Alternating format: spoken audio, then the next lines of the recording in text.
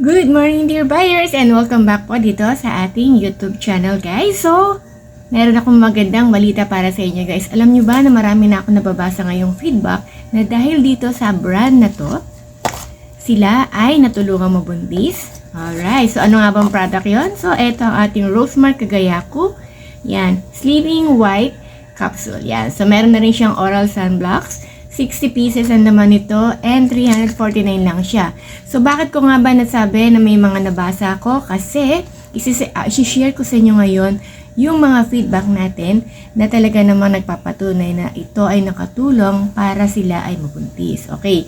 By the way, nagkakaroon tayo ng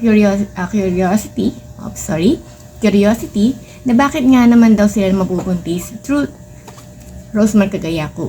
Okay, kasi sa Rosemark Kagayaku, since na ito ay merong glutathione, nakakatulong siya para mas maging quality ang ating egg at sperm cell and even yung ating embryo.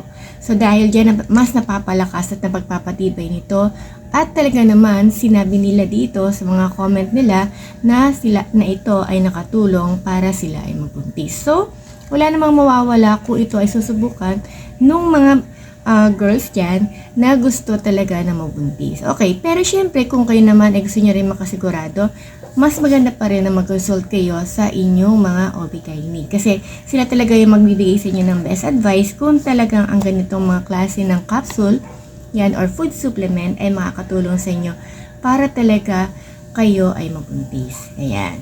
So, pwede ninyong panoorin yung mga ating mga feedback para dito, para sila mismo ang makapagpatunay na ito ay makakatulong, or ito ay nakatulong sa kanila. So, ito ay pwede rin makatulong sa inyo kung ito rin naman ay inyong susubukan. Okay?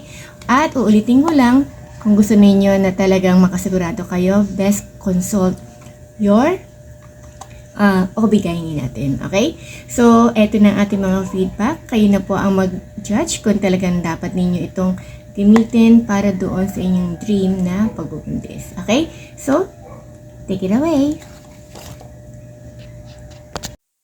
Eto, mula sa Facebook ni Rosmar, may nabuntis daw. Grabe ko, Rosemark Kagayaku capsule, kaya pala pinapakpak. So, bakit nga ba ganito ang tanong ng ating CEO? Kasi, ito ang mga nagpapatunay na talaga naman nang dahil sa Rosemark Kagayaku capsules, sila ay natulungan na mabuntis. So, yun ang kanilang pangarap na magkaroon ng anak. Ayan, dream come true talaga. Ayan. So, basahin natin na, uy, true, kasabayan ko nabuntis yan. Diba? O, grabe, diba? Ayan. Salamat son, 8 years din bago ako nabuntis. So, ito ang feedback ng isa sa mga gumagamit ng Kagayaku capsule. Ayan.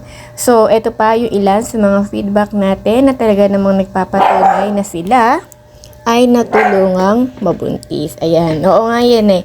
Yan ang dahilan kung ba't nabuntis ako noon. Ayan. So, ibig sabihin nakapanganak na siya at natulungan siya ng ating Rosemark Kagayaku. Proven and tested po. Matagal na kami na partner ko nag-try.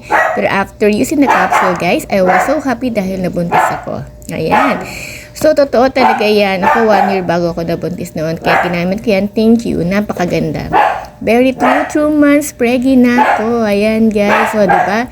So, sila mismo ang magpapatunay na talaga naman naging effective sila nang uminom ito ng ating Rosemark Kagayaku capsule.